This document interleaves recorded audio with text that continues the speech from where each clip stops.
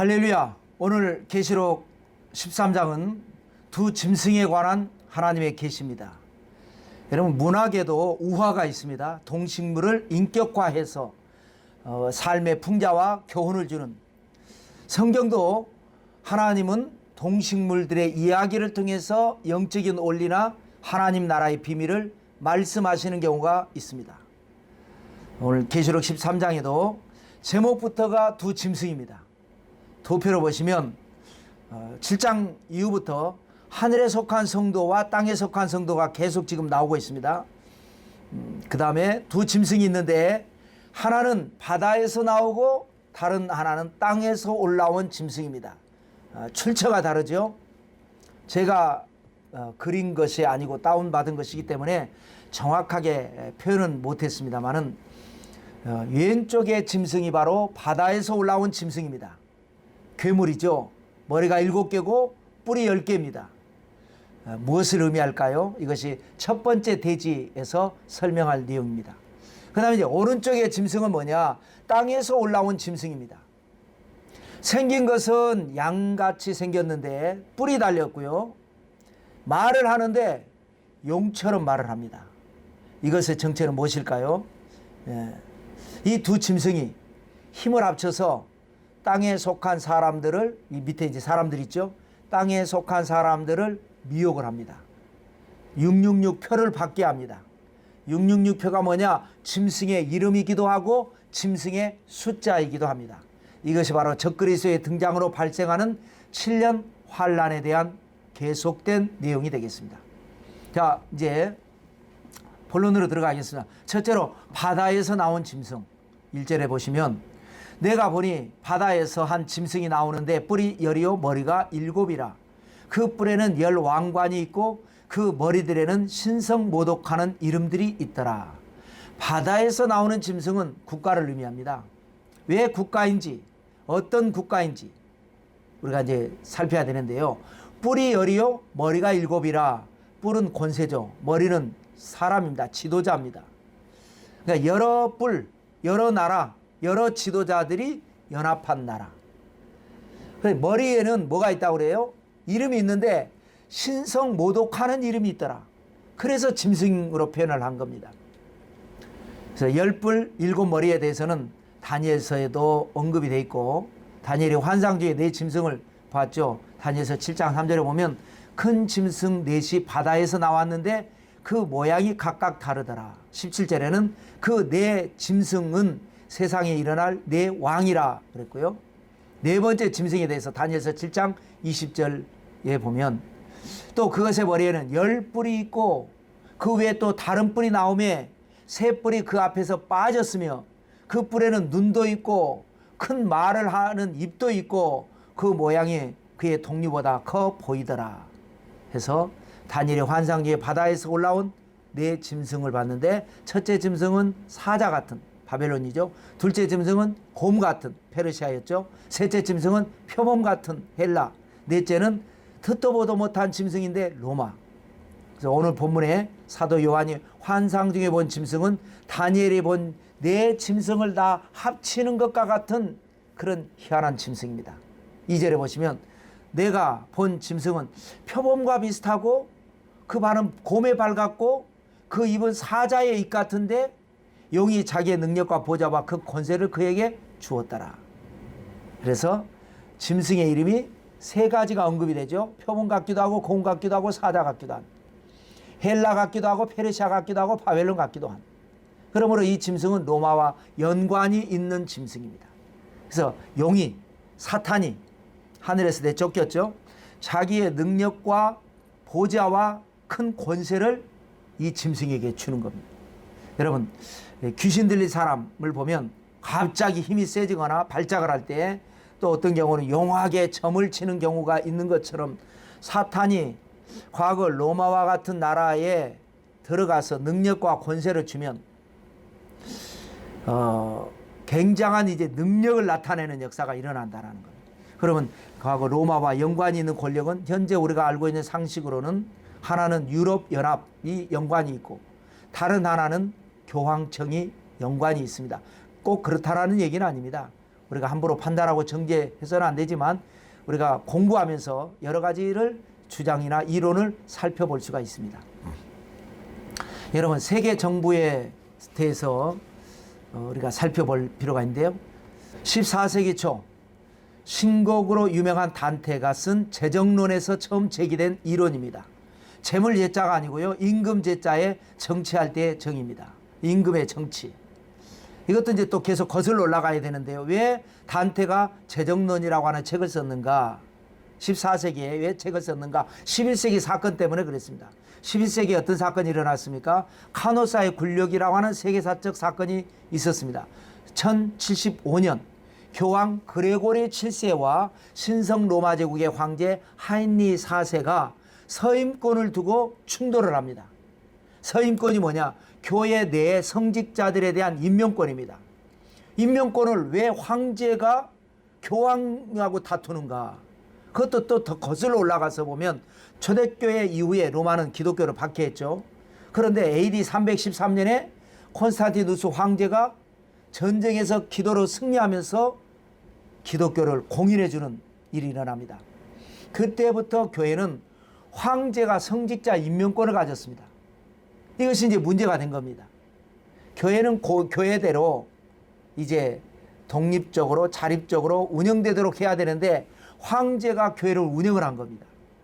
도움을 준 것까지는 좋은데 그러다 보는데 이제 세월이 지나다 보니까 황제의 권력은 약화되고 교황이 생기게 되고 교황권이 강화되면서 교황이 성직자들을 임명하려고 하는데 옛날부터 황제가 임명했던 전례가 있기 때문에 황제가 반대를 하게 되고 그러다 보니까 교황과 황제가 서로 충돌하게 되고 그 권력이 강화된 교황이 황제를 폐위시켜버린 겁니다.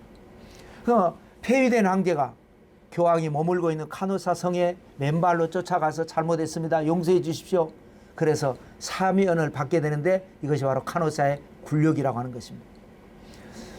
그러고 난 다음에 200여 년의 세월이 지난 뒤에 이탈리아의 단테, 아까 말한 대로 중세 시대에 대표하는 유명한 단테가 그때 그 200년 전에 카노사의 굴욕에 대한 정치 철학을 집필하면서 쓴 책이 바로 재정론입니다. 간단하게 요약하면 이렇습니다. 인류의 선한 이익을 위해서 황제의 권한이 필요하다라는 겁니다. 교황이 너무 권력이 강화되니까 황제가 있으나마나한 경우가 있는데 황제의 권한이 또 필요하다. 하나님이 신이 인류의 행복을 배려해서 주신 제도가 바로 황제 제도다. 나아가서 모든 인류의 평화를 위해서 세계 정부가 필요하다라고 주장을 합니다. 단테가 재정론에서. 거기에 많은 사람들이 동의를 합니다. 역사학자 토인비 또 아인슈타인 박사 이런 분들이 개인 간에 발생하는 모든 분쟁을 해결하는 게 국가 권력이죠. 그런 것처럼 국가 간에 발생하는 모든 분쟁을 어떻게 해야 되느냐? 세계 정부가 필요하다. 그렇게 했는데 막상 세계 정부가 들어서지는 않았습니다. 그런데 1945년 8월 6일과 9일 일본 히로시마와 나가사키에 원자폭탄이 투하됐었습니다. 그 결과로 일본은 무조건 항복을 선언하게 되고 2차 대전은 끝나게 됩니다. 전쟁이 끝나서 좋기는 좋은데 인류는 충격을 받았습니다. 원자폭탄, 이 핵이 얼마나 무섭고 이 인류 모두를 위협하는 그런 무서운 무기가 되는지를 깨달은 겁니다. 무서운 걸 깨닫게 된 겁니다.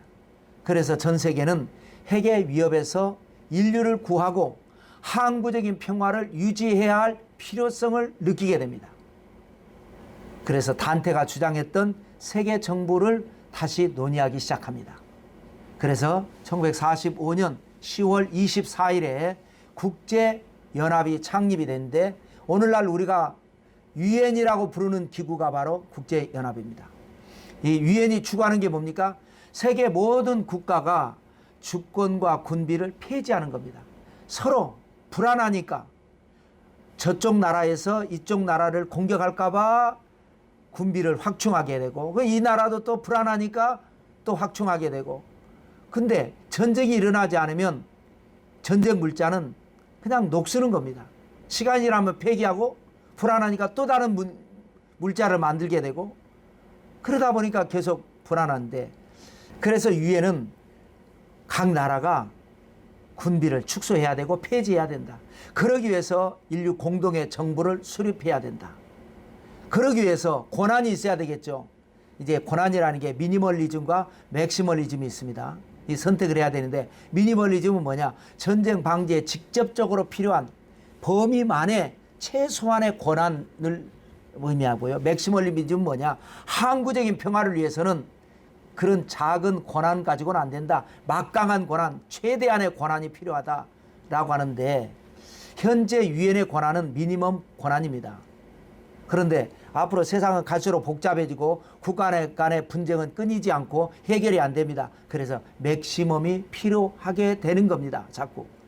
그래서 세계정부가 출연해서 맥시멈 권력을 가지게 된다면, 거기에 사탄이 역사한다면, 그것이 바로 하나님을 대적하는 짐승이 나오게 된다. 이것이 바로 오늘 계시록 13장 10뿔 7머리 가진 짐승입니다. 괴물 같은 세계정부가 등장해서 하나님을 대적하는 겁니다.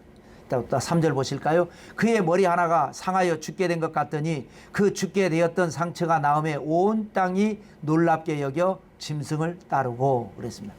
10뿔 7머리 중에 머리 하나가, 머리는 지도자라고 그랬지 않습니까? 여러 지도자가 있는데 그 중에 지도자 하나가 머리가 상해서 죽게 됩니다.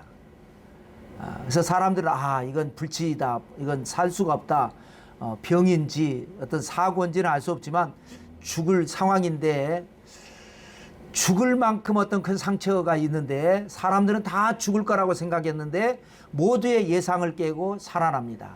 이것이 바로 뭡니까? 사망 권세를 이기시고 부활하신 예수 그리스도를 흉내내는 겁니다. 그래서 온 땅이 놀랍게 여겨서 짐승을 따르게 됩니다. 이 짐승을 그래서 일각에서는 교황청이라고 주장하는 경우가 있는데, 왜 그러냐면 죽게 되었다가 살아났지 않습니까? 교황청이 폐지되었다가 부활한 적이 있기 때문에 그렇습니다. 1789년 프랑스 혁명이 일어났을 때에 당시의 교황은 비오 6세였습니다. 교황은, 그때 당시의 교황은 프랑스 혁명을 부정했습니다. 사회 질서를 어지럽히는 악의 세력으로 단정을 했습니다. 그래서 주변 나라들이 프랑스의 그때 당시 국왕 루이 16세를 도와서 혁명을 저지해야 된다라고 말을 했습니다. 그런데 혁명이 성공을 하고 루이 16세 프랑스 왕은 단두대에서 처형이 됐죠. 그리고 그 다음에 1790년에 프랑스 혁명정부는 성직자 기본법을 제정을 합니다. 그동안에 지나친 교황권의 폐해를 바로잡기 위해서 교회를 정부에 종속시키는 법입니다. 교회가 교황의 지시를 받는 것이 아니라 정부의 지시를 받도록, 간호사의 권력이 다시 역전되는 상황이 되는 겁니다. 자, 여기서 잠깐 교황권의 폐해가 뭔가를 한번 생각해 봐야 되겠죠. 교황권이 뭘 잘못했는가? 그때 당시에 몇 가지가 있는데 그 중에 하나가 성경을 금서로 정해버렸습니다. 이를 반대하는 모든 종교 개혁자들을 박해하고 파문하고 죽이기까지 했습니다. 물론 그때는 이유가 있었습니다. 성경을 번역하는 것도 어렵고 이단들은 나와서 성경을 이상하게 번역을 하고 해석을 하고 미혹을 시키니까 금서로 보호를 하기 위해서 한 것이 잘못된 일이 있었죠. 또 하나 교황청이 잘못한 게 교황 무호서를 주장한 바 있습니다. 교황의 선포에는 오류가 없다. 교황은 수제자 베드로의 사도권을 계승한 그리스도의 대리자이기 때문에 교황이 말하는 말에는 오류가 없다. 여러분, 교황도 사람인데 왜 오류가 없겠습니까? 그 다음에 또 마리아 숭배가 있었습니다. 예수님의 어머니 마리아를 신격화시켰습니다. 예수님의 어머니가 아니고 하나님의 어머니다. 마리아는 죄 없이 태어났고 평생 처녀로 살았고 죽지 않고 천국에 갔고 그래서 하늘에 가서 여왕이 됐다.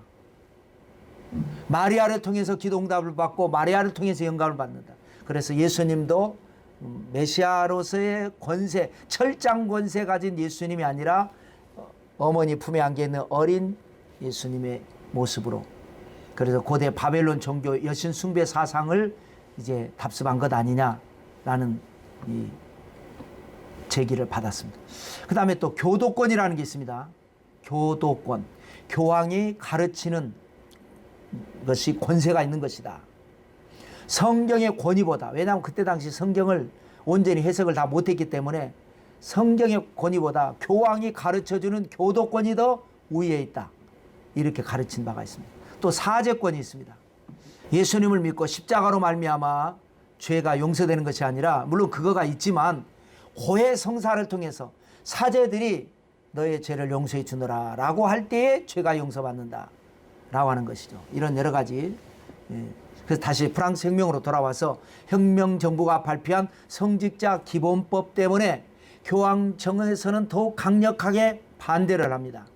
그런데 이미 교황청의 환멸을 느낀 혁명정부는 로마를 향해 아예 군대를 파병을 합니다. 그래서 결국 교황 비오 6세는 죽고 교황청의 세력은 와해돼 버립니다.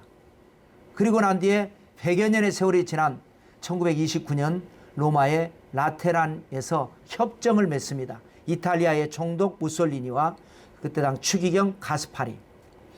무슨 내용이냐? 협정 내용이 무슨 내용이냐?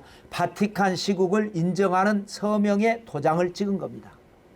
바티칸 시국이 뭡니까? 이탈리아 안에 있는 교황청을 하나의 국가로 인정해 준다는 겁니다. 그래서 영토는 세상에서 가장 작지만 전 세계 그때 당시 12억의 신자들이 백성이 되는 겁니다. 그래서 전 세계 대사를 파견합니다. 그래서 막강한 영향력, 거대 정부가 되는 겁니다. 고해 성사 교리 때문에 세계 최강의 정보력을 갖습니다. 모든 사람들은 다 사제에게 자기의 죄를 고해야 되기 때문에 그걸 통해서 정보력을 얻는 CIA를 능가하는, 그러므로 교황청이 폐지되었다가 부활했기 때문에 죽게 되었던 상처가 나은 짐승으로 적그리스도로 해석하는 경우가 있지만, 이것은 우리가 공부를 위해서 그렇다는 정도만 알고 지나치게 판단하는 것은 옳지 않은 것입니다. 다시 계시록으로 돌아와서 맥시멈 권한을 갖게 되는 계기는 따로 있습니다. 4절입니다. 용이 짐승에게 권세를 주므로 용에게 경배하며 짐승에게 경배하여 이르되 누가 이 짐승과 같으냐, 누가 능히 이와 더불어 싸우리요 하더라. 결정적으로 사탄의 권세를 받습니다. 이때부터 사람들이 열광하기 시작합니다. 누가 이 짐승과 같으냐, 누가 이와 더불어 싸우리요. 성경은 짐승이라고 표현하는데, 그런데 추종하는 사람들이 볼 때는 구세주와 같습니다. 메시아 같습니다. 메시아 체림, 예수님께서 처음 오셨을 때는 사람들이 메시아를 안 따랐는데 가짜 메시아가 오니까 막 열광을 합니다. 이것이 바로 적그리스도 시대입니다. 그래서 7년 환란이 시작되는데 5절에 또 짐승이 과장되고 신성 모독을 말하는 입을 받고 또 42달 동안 일할 권세를 받으니라. 과장되고 신성 모독을 말하는 입을 받았다. 신성 모독은 하나님의 절대 주권을 경멸하고 더럽히는 불경죄입니다. 10계명은 1계명부터 4계명까지가 신성에 관한 계명입니다. 하나님의 다른 신을 섬기지 마라, 우상을 만들지 말고 섬기지 마라, 하나님의 이름을 망령되이 부르지 마라, 안식일을 기억하여 거룩히 지키라. 그런데 사탄의 사죄로 받은 적그리스도는 어떻게 합니까? 10계명부터 깨뜨려 버립니다. 하나님의 다른 신, 사탄 숭배, 우상을 만듭니다. 짐승의 우상. 하나님의 이름을 망령되이 일컬읍니다. 안식일을 패버리고 제사를 폐하게 합니다. 6절을 보실까요? 짐승이 입을 벌려 하나님을 향하여 비방하되 그의 이름과 그의 장막 곧 하늘에 사는 자들을 비방하더라. 하나님을 비방하니까 다음 순서는 하나님 있는 성도를 비방하게 되는 건 당연한 수순이죠. 하나님과 성도를 비방하는 세계 정부의 말은 어떤 말일까요? 온갖 말입니다. 각각 자기 욕심에 따라 비방하는 말입니다. 동성애에 빠진 사람들은 왜 꼭 이성 간의 사랑만 사랑이냐, 순수하게 좋아하는 사랑, 동성도 사랑이다, 이렇게 비방을 하는 겁니다. 그 다음에 명예욕에 빠진 사람들은요, 종교는 다 같은 것이다. 선거철이 되면 교회에 가서도 예배 드리고 그 다음 주에는 또 사찰에 가서 또 불공 드리고, 그거를 비난하면 아유, 종교는 다 같은 것인데 기독교는 유난스럽다 말이지, 편협하다라고 비방을 합니다. 또 자기 애욕에 빠진 사람들은 자기는 죄가 없는데 왜 기독교만 회개하라고 하느냐, 정성을 들여서 공을 들이면 응답을 줘야지 왜 회개하라고 하느냐, 죄가 있다면 애당초 하나님이 잘못했지, 선악과 왜 만들어가지고 먹지 말게 하고 먹어가지고 탈락이 하느냐. 이게 자기 중심으로 하나님을 모독하고 진리를 모독하는 겁니다. 7절에 또 권세를 받아 성도들과 싸워 이기게 되고 각 족속과 백성과 방언과 나라를 다스리는 권세를 받으니, 사탄의 권세를 받은 짐승, 결국 성도와 싸워 이기게 됩니다. 일시적으로 각 족속과 백성과 방언과 나라를 다스리는 권세, 아무도 반대하지 못하는 거죠. 자, 그런데 어린 양의 생명책이 나옵니다. 여러분, 구원이라는 것은요, 사전에 보면 인류를 죽음과 고통과 죄악에서 건져내는 일이다. 그런데 이거를 누가 할 수 있겠습니까?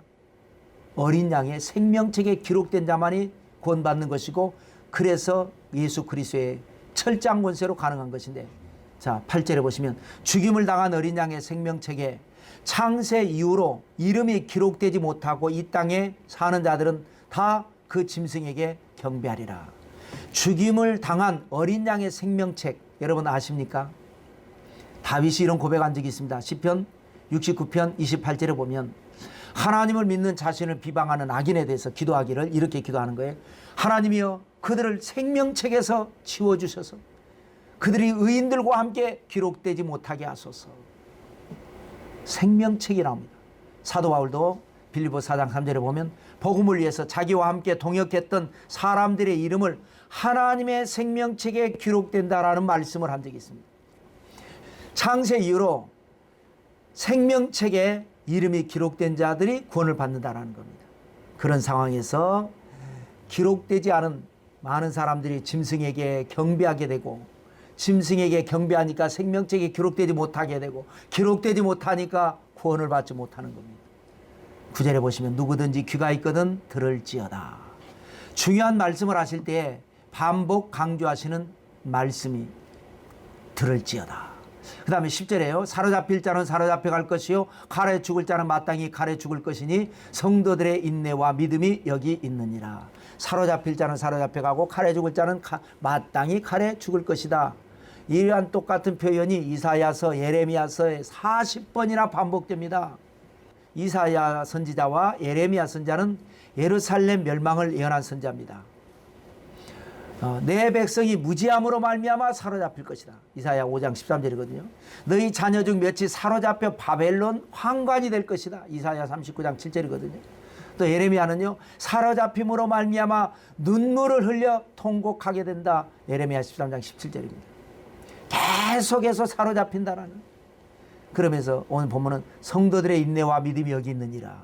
생명책에 기록되긴 했지만 기름 준비가 되지 못해서 데려감을 얻지 못한, 그래서 이제 환란이 왔을 때에 인내와 믿음을 통해서 환란을 이기고 구원받는 것입니다. 그러니까 애당초 환란이 오기 전에 시험을 이기고 유혹을 이기고 세속을 이긴 사람들은 환란을 거치지 않고 구원받는 것이고요.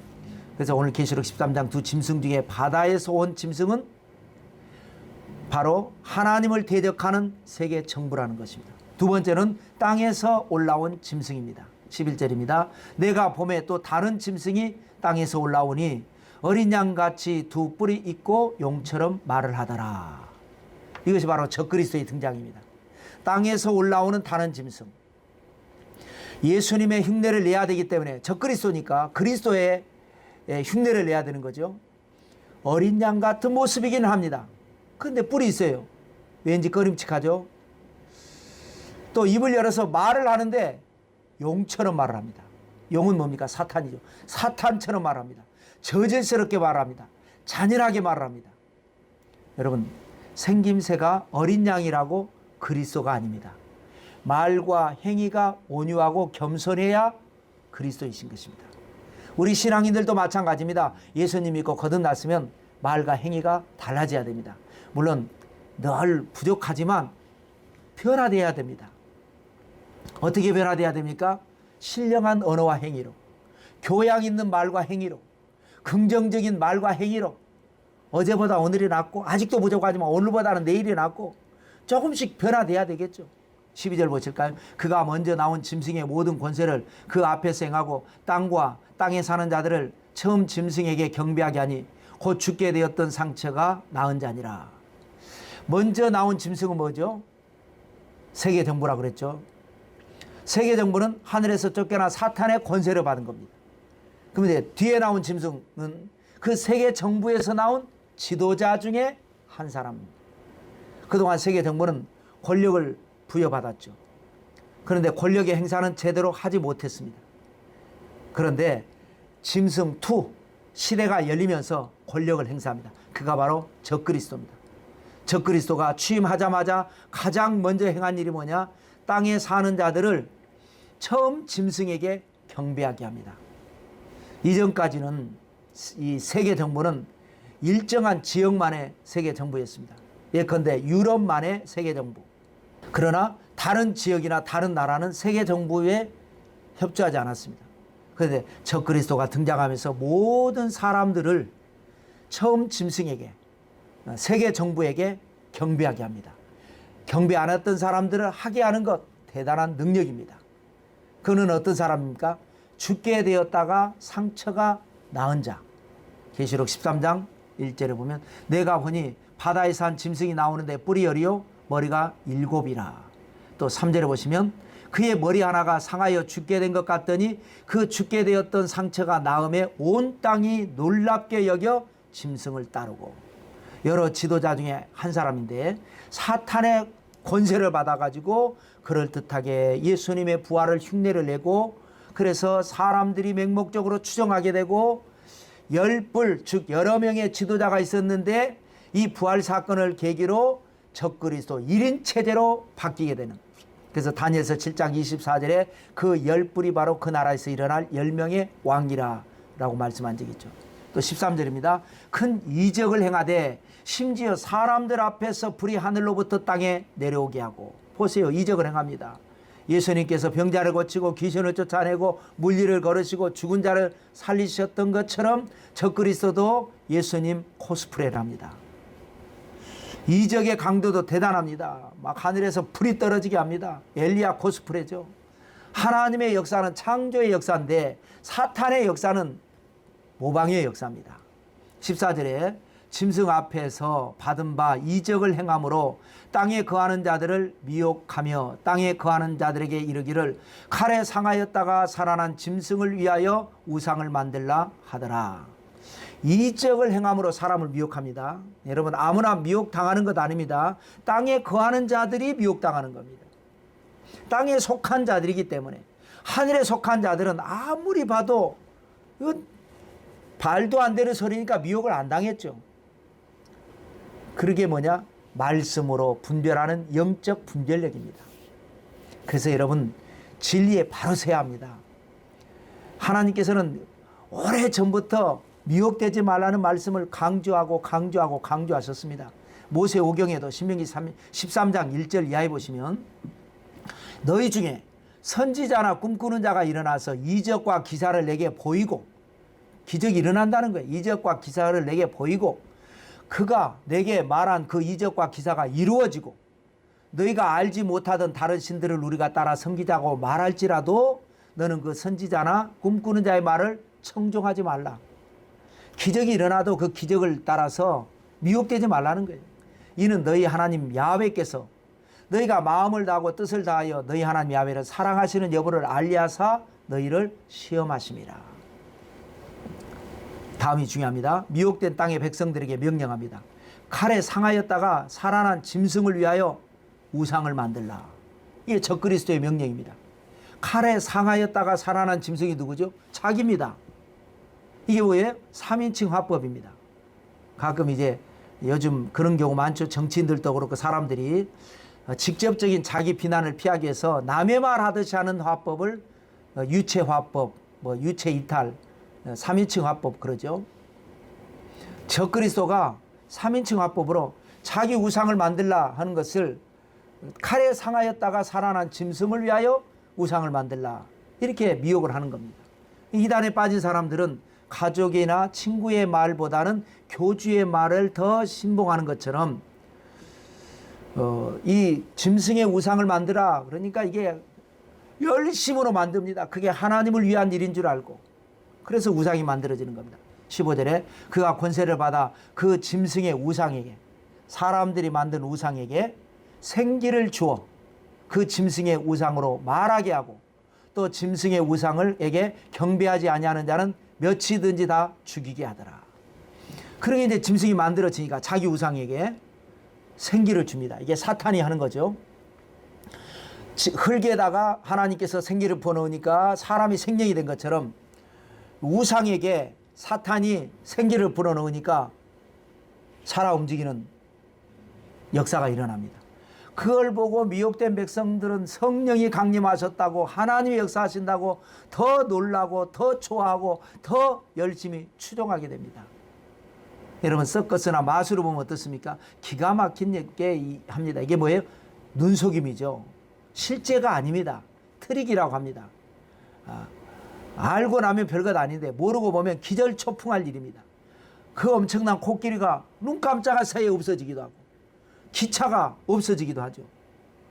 사람이 상체와 하체가 절단된 상태에서 하체는 걸어다니고 상체는 손을 까딱까딱 하고 있고, 작은 상자 안에 남자가 들어간데 여자가 나오고, 어른이 들어간데 아이가 나오고, 심지어 분명히 내가 고른 카드가 다이아몬드였는데 내 손 안에서 하트로 바뀌기도 하고. 이런 게 뭐냐? 모르고 보면 대단하지만 알고 보면 눈속임이죠. 미혹이 바로 이와 같은 것입니다. 그래서 마술이 미혹이라는 건 아니고요. 미혹이 된 사람들은 그때부터 적그리스도의 열성파, 꼭두각시 충성파가 되는 겁니다.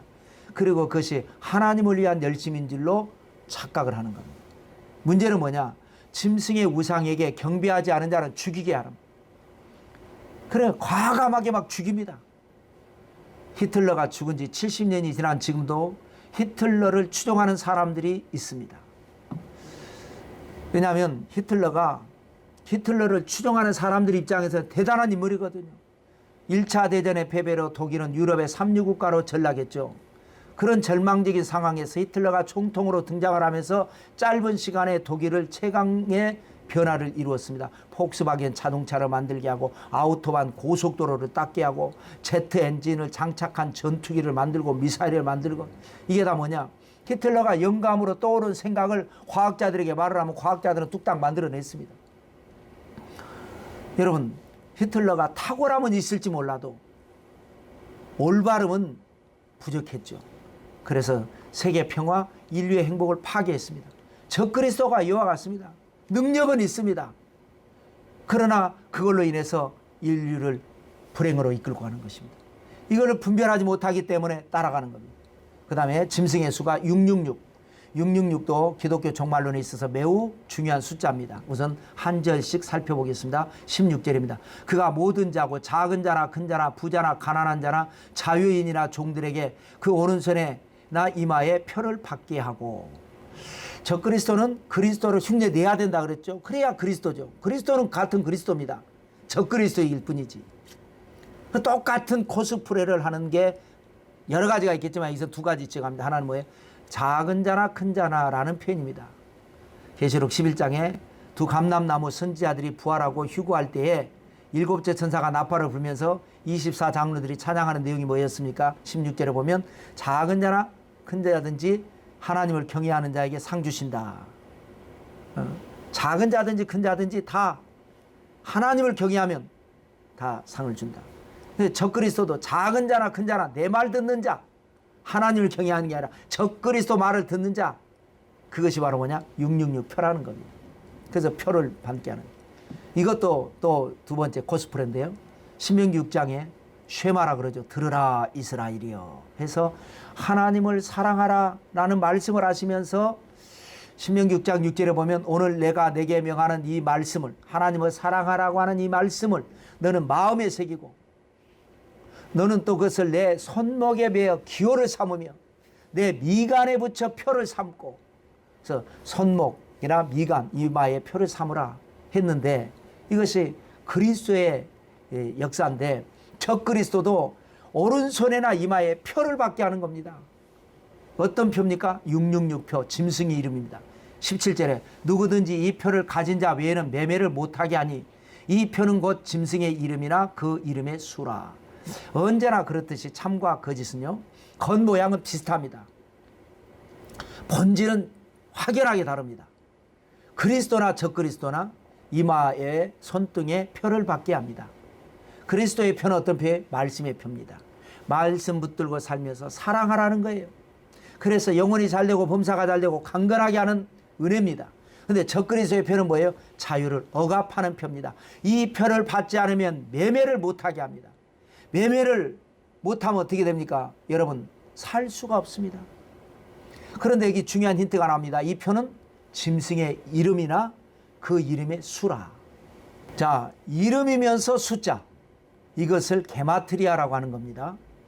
우리나라나 여러 대부분의 나라들은 이름을 숫자로 나타내는 방식을 사용하지 않습니다. 예컨대 이순신 장군, 안중근 의사, 이거를 숫자로 표기하지 않습니다. 이순신 장군의 숫자는 몇이다, 이런 거 없지 않습니까? 그런데 히브리인들은 모든 알파벳에 숫자가 들어갑니다. 이걸 게마트리아라고 합니다. 히브리어는요, 알파벳이 22개입니다. 알레프, 베트, 기멜로 시작해서 타우로 끝이 나는 게 22개 알파벳이 있습니다. 근데 22개인데 단어 끝에 오면 의미가 바뀌는 알파벳이 또 5개가 있습니다.